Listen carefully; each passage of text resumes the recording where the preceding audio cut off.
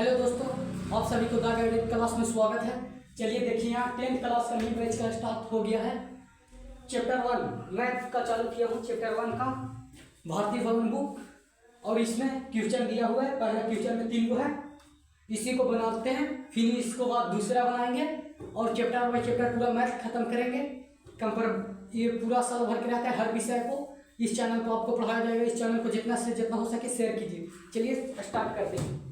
क्या बोला है? 135। जो यहाँ देखिएगा 135 और एक 225। और क्वेश्चन में क्या बोला? यूक्लिड विभाजन से क्या क्या कर रहा है? HCF। तो क्या से? यूक्लिड विभाजन से। यूक्लिड विभाजन से तो यूक्लिड विभाजन का एक सूत्र होता है।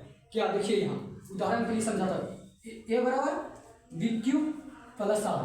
ये है यूक्लिड विभाजन का एक फॉर्मूला, जिसे हम इस मैथ बनाने के लिए यूज करेंगे। चलिए स्टार्ट करते हैं। ए बराबर BQ बराबर R। ये क्या है? यूक्लिड विभाजन बराबर। चलिए इसी से मैथ पूरा बनेगा। तो लिखते हैं टू गिविन यानी दिया हुआ है। टू गिविन, क्योंकि थोड़ा मैथ में इंग्लिश भी यूज करना बहुत जरूरी है। टू गिविन देखिए यहाँ टू गिविन यानी दिया हुआ है। चलिए स्टार्ट करते हैं। क्या दिया हुआ है? ए बराबर, ये किससे मानते हैं पता है? बड़ा को। इसमें बड़ा कौन है? 135 और 225 में से लोग है। यह है 135 और यह है 225। तो ये दो में से बड़ा कौन है? तो 225। तो 225 को ए मान लेंगे। ए बराबर 225 और बी यानी छोटा को बी मान लो। बी छोटा कौन है? 135। छोटा कौन है? तो 135। बी क्या? 135। अब बोल रहा है क्या? यूक्लिड विभाजन से। क्या? यूक्लिड विभाजन से हमें बनाने। यूक्लिड विभाजन और फॉर्मूला लिखेंगे, चूंकि यूक्लिड विभाजन जिसे एल्गोरिथम प्रमेय कहते हैं। चलो यूक्लिड विभाजन से। यूक्लिड विभाजन से। क्या? विभाजन से। विभाजन सूत्र से। ये सब सूत्र जितना हो सके याद रखिए। सूत्र यूक्लिड विभाजन सूत्र से। चलिए इतना हो गया। ये समझ में आ गया यूक्लिड विभाजन वाला क्या होता है? ए बराबर BQ प्लस R। तो ये देखिए, ये क्या है? ये क्या है? ये भाजक भी क्या है? भाजक। और क्या है? शेषफल, ये भागफल। चलिए स्टार्ट करते हैं। बी को बोलते हैं भागफल। पहले मैं समझा दूंगा।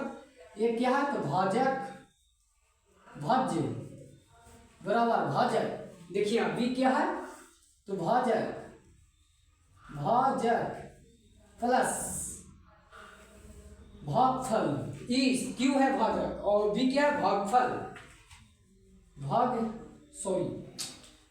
ई मतलब गलत ही चिन्ह दे दिए। बी है, ये क्यू है।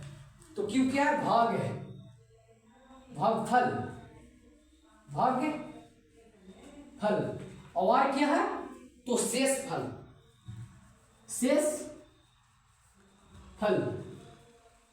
ये पूरा समझ में आ गया होगा। चलिए इसे नोट कर लीजिएगा कि ए को क्या भाजक बोलते हैं, बी को बोलते हैं भाजक, क्यू को बोलते हैं भागफल और आर को बोलते हैं शेषफल।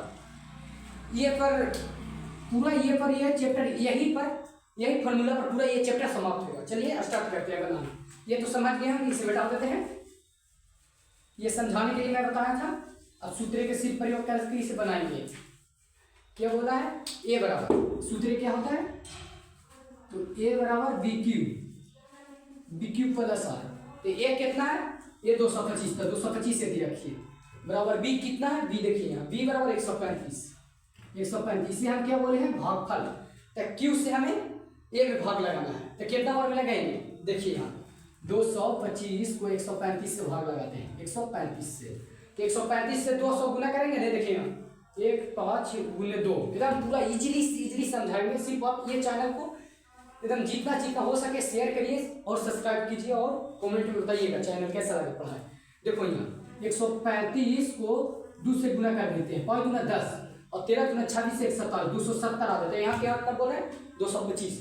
हमें इससे कम नहीं लाना है तो 1 से लगाते हैं। कितना से? 1 से हम लगाते हैं। 1 से लगाएंगे तो 135 रह जाएगा।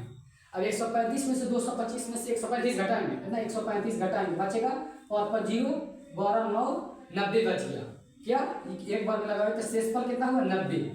तो ये पता है ना, जो बड़ा रहता है, क्या जो बड़ा रहेगा से हम इसे आगे लिखेंगे, मतलब 1 की ओर, यानी 135 इसमें बड़ा है।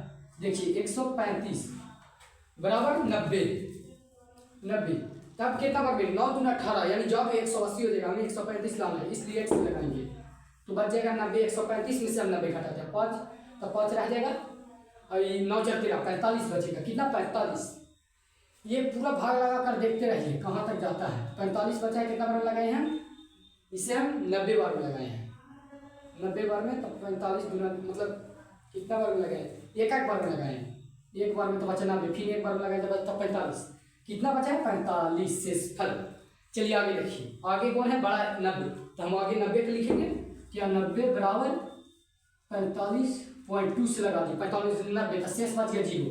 इसी को बोलते हैं कितना, बी को ही बोलते हैं हम HCF, यानी आता है HCF बराबर 45। ये पूरा समझ में आ गया होगा, जैसे कि उदाहरण से पूरा बताया हूँ। देखिए यहाँ